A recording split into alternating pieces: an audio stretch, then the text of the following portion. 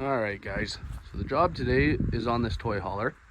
I don't know how much of this I'll film because it is very hot out, but we are installing some of these Dexter over-under conversion kits. The issue for the customer here is he likes to take this toy hauler up north, off paved roads, and he's running into issues where he hits washouts, or maybe he's out in the field and he's had some issues where he's almost pulled the back bumper off, or the plumbing's gotten really close to the ground. So right now, the way this one is set up is the axle is over the leaf spring. So what this conversion kit will do is it will allow us to flip the axle and put it under the spring. He should get somewhere around 5.5 or 6 inches more height out of it. So he's gonna have some playing around to do with his hitch, but it will give him some more ground clearance so he can get to the places he wants to go. So let's get into it. All right, so I figured I'd show this because of the height that I have to lift it up to, and the fact that we're on gravel. I decided to hook the skid steer up just to take some weight off of that jack, because it is fairly high. So I don't want to risk bending it. So we'll take a little bit of load off with the skid steer and get the rest of it in the air here. All right, so in case anyone's interested, figured I'd do a quick measurement so we can see sort of before and after.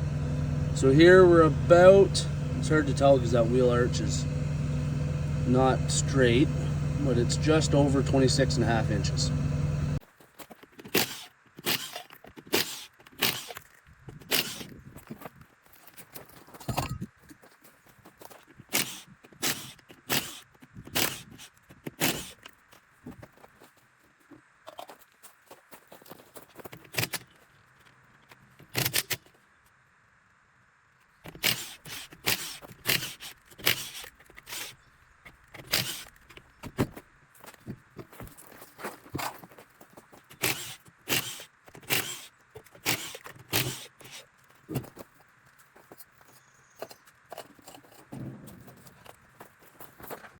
Okay, all wheels are off. So now I'm gonna do this one axle at a time, just for stability reasons. But we gotta, there's lots of wiring there, so I'm not sure if I'm gonna have to completely cut it and reconnect everything. I might be able to cut that zip tie that's in there and get just enough length out of it. But we'll get the U-bolts off both sides on the back axle here. And then we'll pull the back eye bolt, drop it down. I think from there I'm going to do it one side at a time. So we'll get U-bolts off both sides so the other side of the axle is free. And I'm hoping, jack under the axle, pull that eye bolt at the back, the spring eye bolt, and I'm hoping I can get enough sort of sideward pivot on it to get out from the spring, put the spring back up, and then we get ready to install the conversion kit.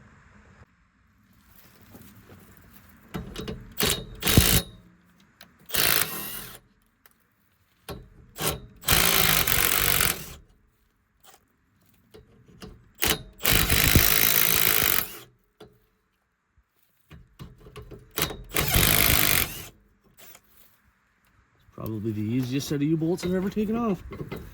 This trailer's only I think it's a 22, so it's not very old. But get the zip tie cut off the spring here. Yeah, I think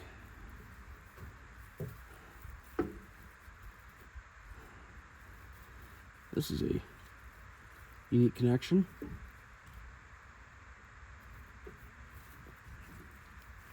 Can't say I've ever seen one of these caps before. But okay, get that back on there. I think I'm gonna have to cut and reconnect. Yeah, you know what? Let's not rip any of the wiring out. Let's just cut it now.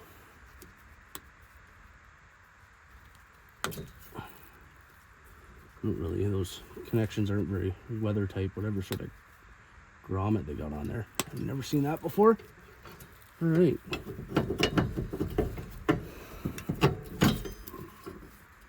bolts off. These are still in good shape. These would make a very, very good emergency roadside temporary fix for somebody that's in a jam. So we might stick them in the back of the truck just in case, you know, we run out, there's an after hours call, can't get parts. This might get somebody off the side of the highway. So definitely not going to toss those out.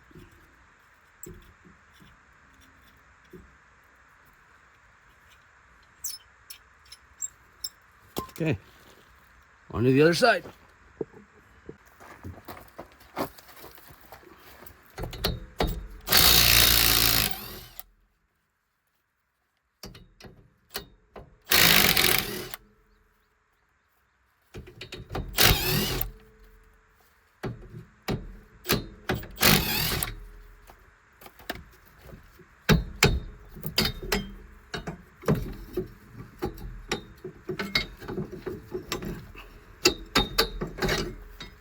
Okay, another good set of temporary U-bolts. Again, I think keep a couple sets in the truck. Maybe we'll stick the other two in the shop, just because can't carry around everything in the back of the truck.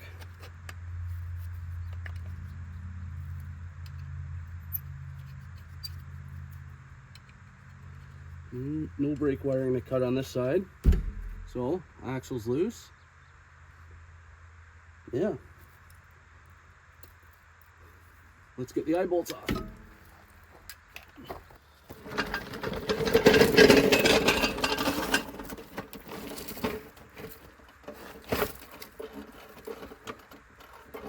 Okay, jack under the axle here to take the weight off.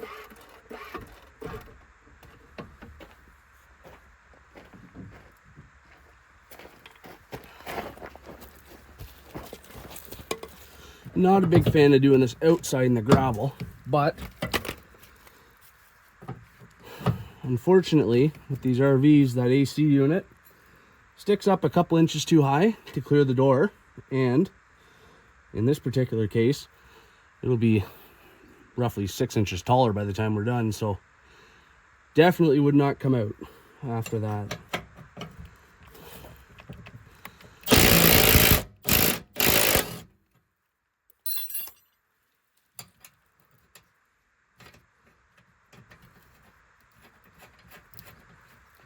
Okay, let's get this knocked free.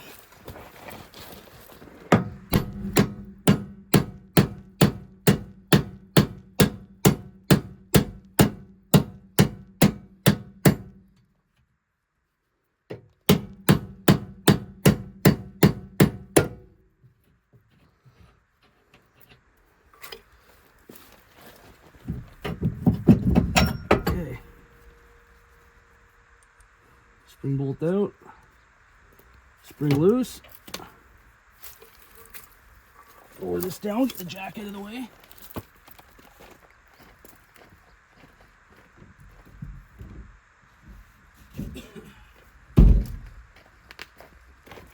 Grab a knee pad here because this gravel is not very easy on the knees.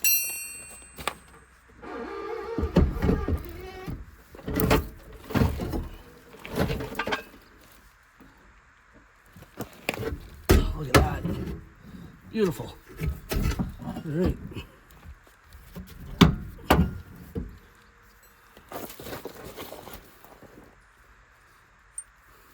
Bushings still look good.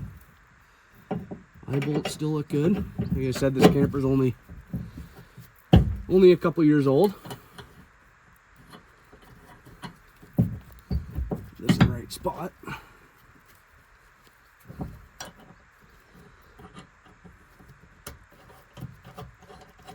And grab the only red tool I own.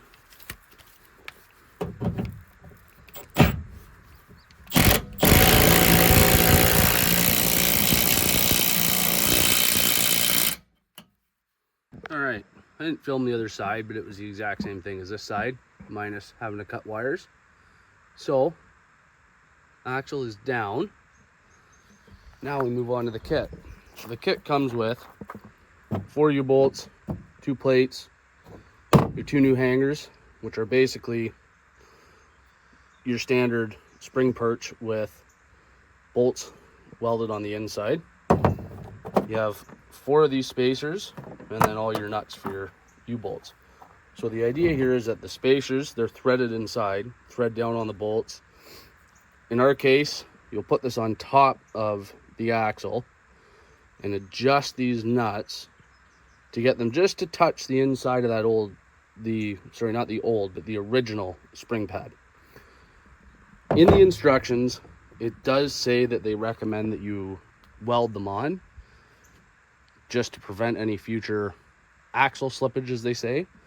However, one of the main reasons the customer went with this kit was because he does not want to weld on his camper trailer unless it's absolutely necessary. So this is why we went with this kit. If we were going to do a weld on thing, you know, you can buy just these spring hangers or leaf spring plates for, you know, $5 or $6, and we could have just centered them up and welded them on. But the benefit of going with this kit is no welding. So we'll put it on. It's just going to require more inspection, making extra sure that all your U-bolt nuts are tight, and just constant measuring, because you want this to be right parallel with the one that's already on the axle. So let's start getting it installed. Okay, so I've got it sitting in place, and I've got the jam nuts just about where I think they need to be. This is kind of a difficult thing to measure, but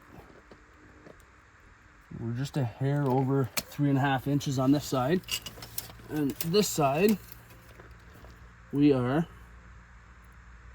about exactly the same. So you guys can laugh at me while I, with one person, struggle to lift this axle and get it on top of the jack. We'll get it jacked up in place, make sure the measurements haven't changed, and then we'll put a set of U-bolts on and just kind of get it in place snug while we go do the other side.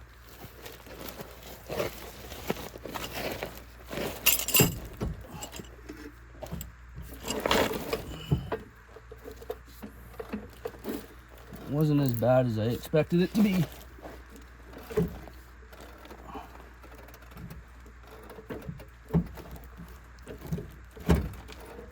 Okay, in place, a little bit of load on it. I'm just gonna back the adjusters off just to make sure, because you don't want too much pressure on them, right? You don't want them to be what's holding it. You want that saddle or that spring perch to be on it nice and evenly. Okay, so we're just touching. Measure this again. Just over 3.5, and we've shifted ever so slightly.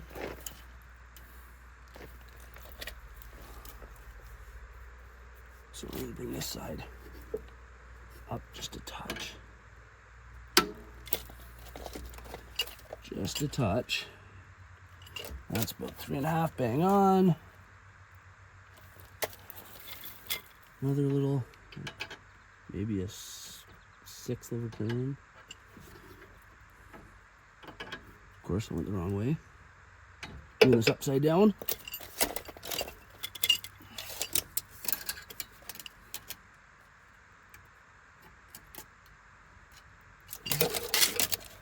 That's where it should be.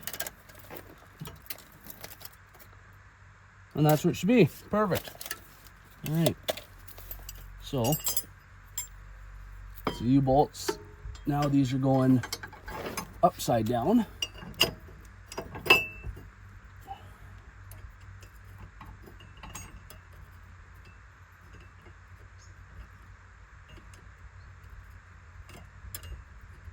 Of course, nuts want to be tricky to get started. It's okay.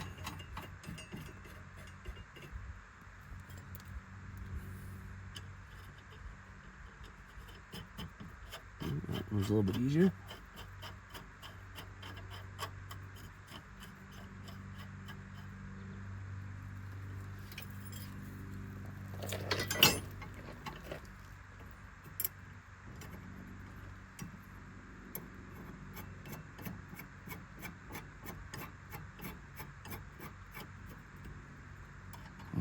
last one.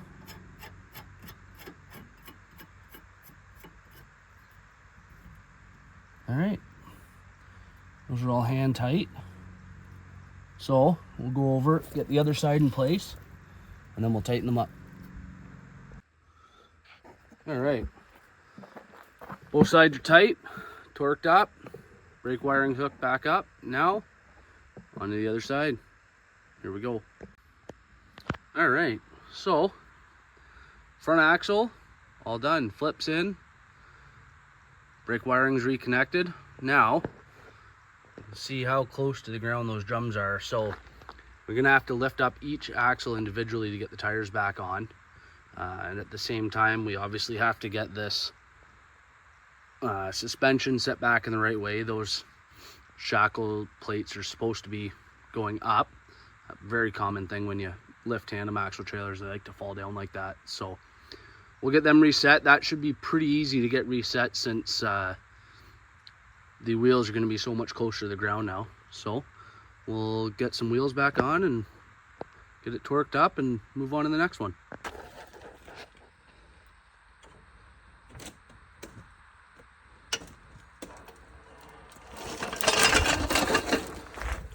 All right, that is much taller already. The added bonus of having to do it that way is I could just pull the rear jack stand right out. So, got one more wheel to put on the other side, get that other jack stand out, torque the wheels, and we'll do a final measurement. All right, all wheels are on, all wheels are torqued, suspension's reset, got it sitting where it should be. So, final measurement. And of course, gravel could have moved and all that, but we're just shy of 31. So, I believe we were about 26 and a half before. So we didn't get quite 6 inches out of it, but we got about 4.5, which is quite a bit, really. So that should really help keep all the plumbing and everything much higher off the ground. So that's it. We'll give the customer a call and move on to the next one.